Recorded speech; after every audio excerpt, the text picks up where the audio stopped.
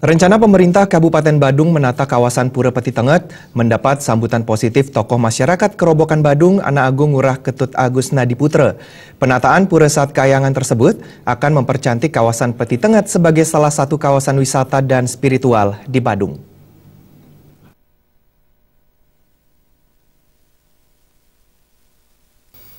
Tokoh masyarakat Kerobokan Badung yang juga anggota DPRD Badung Anak Agung Ngurah Ketut Agus Nadiputra mengatakan kawasan Pura Peti Tenget mendesak untuk segera mendapatkan penataan.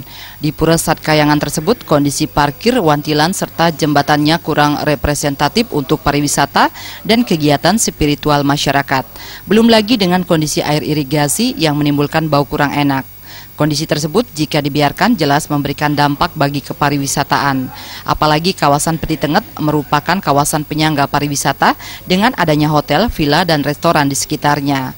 Penataan kawasan Peti Tenget yang akan digulirkan di tahun 2016 mendatang akan lebih mempercantik kawasan Peti Tenget sehingga lebih menarik dikunjungi wisatawan dan masyarakat lebih nyaman untuk kegiatan keagamaan.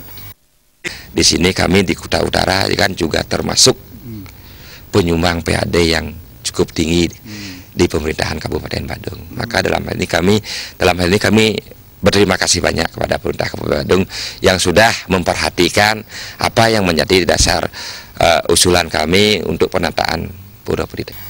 Anak Agung Ngurah Ketut Agus Nadiputra menambahkan kawasan Pura Peti Tenget selama ini memang belum pernah ditata seperti kawasan pura lainnya di Badung. Kawasan Pura Peti Tenget yang berada di Kuta Utara juga sebagai penyumbang PAD terbesar di Badung dengan adanya hotel, restoran, villa di kawasan tersebut. Suparyana